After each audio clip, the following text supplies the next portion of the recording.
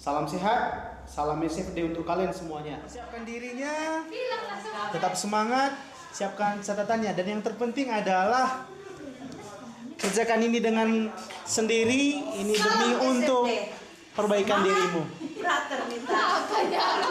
Salam SFD. Judul pelajaran kita hari ini adalah perpindahan kalor. Adapun tujuan pembelajaran hari ini adalah setelah mengikuti pembelajaran ini, kamu mampu menganalisis perpindahan kalor pada zat. Lakukan ini dengan penuh rasa percaya diri. Kita lanjutkan pelajaran kita hari ini tentang perpindahan kalor. Kalor berpindah dari tempat yang bersuhu tinggi menuju tempat yang bersuhu rendah. Kami sudah pasti mengetahui hal itu. Perpindahan kalor ada 3 cara, yaitu secara konduksi. Ini biasanya terjadi pada zat padat, ya. Pada zat padat, jadi kalau kamu pegang besi, ujung yang lain pasti akan panas. Ujung lain panas, kamu pegang di sebelah sisi yang lain itu juga akan terasa panas. Persamaannya sudah Bapak buat, H sama dengan Q kali T, dan Bapak sudah tuliskan persamaan ini. Maka kalau seandainya Bapak ambil H sama dengan Q per T, Q per T, maka H sama dengan, mana Q-nya sudah Bapak tulis, K kali A kali delta T kali T kecil per L per T. Ya, jadi sebenarnya hanya itu letaknya di sini. Maka habis delta T-nya, maka H sama dengan cukup K kali A kali delta T per L. Ini untuk perpindahan secara konduksi. Kemudian kita lihat secara konveksi. Secara konveksi itu terjadi pada apa, Pak? Zat cair dan gas, ya. Pada gas juga itu berlaku pada secara konveksi. Artinya terjadi perpindahan partikel pada perpindahan kalor secara konveksi. Sudah Bapak tulis, maka H sama dengan, sama saja Q per T. H-nya mana? H kali A kali delta T kali T kecil per T. Maka H sama dengan cukup H kali A kali delta T saja. Kemudian perpindahan kalor secara radiasi ini pada ruang hampa. Jadi anak-anak kami sekalian, mengapa cahaya matahari bisa sampai ke bumi padahal di atas tidak ada udara? Itu karena perpindahan kalor bisa secara radiasi. Kenapa kita bisa cudu-cudu terasa hangat? Itu karena konveksi. Udara di sekitar perapian itu menjadi hangat, itu yang memindahkan kalor dari perapian ke tubuh kita. Itu secara konveksi. Dan mengapa besi ujung dibakar, ujung lainnya jadi panas? Itu karena secara konduksi. Demikian penjelasan Bapak, kita bahas dengan banyak contoh. Silakan kamu berhentikan slide ini, catat dengan baik. Ini adalah semua keterangan dari yang Bapak tulis tadi. Contoh nomor 1. Sebuah plat besi sepanjang 2,5 cm. L-nya 2,5 cm. Panjang itu 2L ya, 2,5 cm. Luas penampang A 4.500 cm kuadrat. Sisi yang lain bersuhu 100, berarti T1 100, dan suhu yang lain 150 ya, 150 derajat Celcius. Sudah dituliskan koefisien konduksinya. Berarti karena ini besi secara konduksi. Bagaimana tadi persamaan secara konduksi? H sama dengan K kali A kali delta T per L, ya. Baik, kita kerjakan. H atau Q per T juga tadi boleh, sama dengan K kali A kali delta T dibagi L, ya. Kemudian kita masukkan H sama dengan berapa nilai K-nya anak kami sekalian?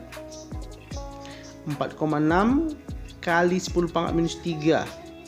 4,6 kali 10 pangkat minus 3 kali A-nya. A-nya berapa? 4.500 cm kuadrat. 4.500 cm kuadrat, ubah ke meter kuadrat. Berarti 10 pangkat minus 4 kali delta T. Delta T-nya ada perubahan suhu dari 100 ke 150. Berarti delta T-nya 150 kurang 100 ya. Jadi jawabannya 50 dibagi L. Panjangnya tadi anak kami sekalian 2,5 cm. 2,5 kali 10 pangkat minus 2 diubah ke meter, naik 2.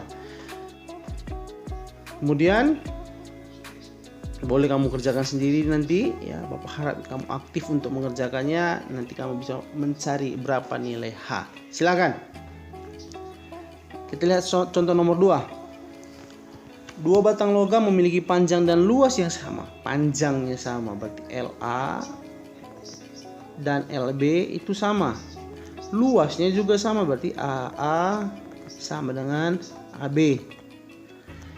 Jika koefisien konduksi termal batang B itu apa? Koefisien konduksi KB adalah 2 kali 2 KA. Maka suhu di persambungan, berapa suhu di tengah-tengah ini? Itu yang ditanya.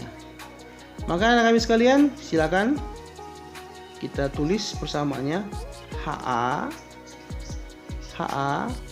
sama dengan HB. Kenapa? Karena disambungkan, sudah sama nanti dia. Persamaan H itu tadi apa anak kami? K kali A kali delta T pada A dibagi LA sama dengan K dikali A kali delta T di B bagi LB. Kita tulis ulang. Ini adalah KA, ini AA, ini KB, ini AB. Kita lihat LA sama dengan LB, berarti boleh dicoret. Apalagi AA sama dengan AB, coret. Kemudian KB nilainya 2KA. Kamu lihat KB, ini KB. Kita tulis ulang.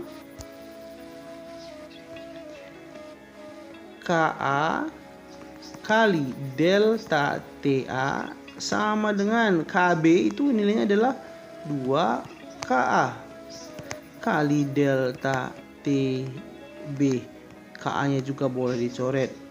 Delta TA adalah, coba kamu perhatikan A, suhunya di ujung 150, berarti 150 dikurang ini yang ditanya, yang di tengah. 150 kurang T sama dengan 2 buka kurung T kurang 0. Jadi anak kami sekalian, 150 itu letaknya di atas, 0 itu letaknya di bawah. Ini akan turun menuju T, ini pasti akan naik. Jadi jawabannya harus di bawah 150 dan di atas 0. 150 kurang T sama dengan 2T ya. Tinggal pindahkan saja, nanti kamu bisa cari jawabannya. Bapak sengaja membuat begini supaya kamu aktif untuk mencari nilainya. Kita contoh nomor 3. Sebuah benda hitam sempurna, berarti ini sudah radiasi. Yang ditanya adalah besar energi P sama dengan E kali TO kali A kali T pangkat 4 ya. Sebenarnya tadi persamaannya adalah P sama dengan Q per T ya. P sama dengan Q per T. P sama dengan Q per T. Jadi T-nya boleh dicoret. Kenapa? Karena tiap detik. Jadi yang ditanya per detik. Kita jawab sama-sama. P sama dengan E-nya, benda hitam sempurna kalau benda hitam sempurna E-nya itu sama dengan 1 ya. Jadi E itu nilainya di antara 0 dan 1. Jadi kalau benda hitam sempurna E-nya sama dengan 1. 1 kali tau. Tau nilainya adalah, silakan kamu lihat buku, 5,67 kali 10 pangkat minus, silakan. Nah, kami sekalian bisa melihat berapa nilai tau. 5,67 kali 10 pangkat minus 8 kali A-nya, luasnya 1 meter kuadrat, kali T-nya 1000. Berapa rasanya? 1000 pangkat 4. Ya, 1000 pangkat 4. Berarti 5,67 kali 10 pangkat minus 8, ini 1000 pangkat 4. Jadi kalau kamu tulis 10 pangkat 3 di pangkat 4 itu sama dengan 10 pangkat 12. 5,67 kali 10 pangkat minus 8 dikali 10 pangkat 12. Ada utang 8 bayar 12, maka P sama dengan 5,67 kali 10 pangkat 4 watt. Jadi yang mendekati adalah, bisa kamu cari sendiri. Demikian pelajaran kita hari ini, tetap semangat. Salam SFD untuk kalian semua.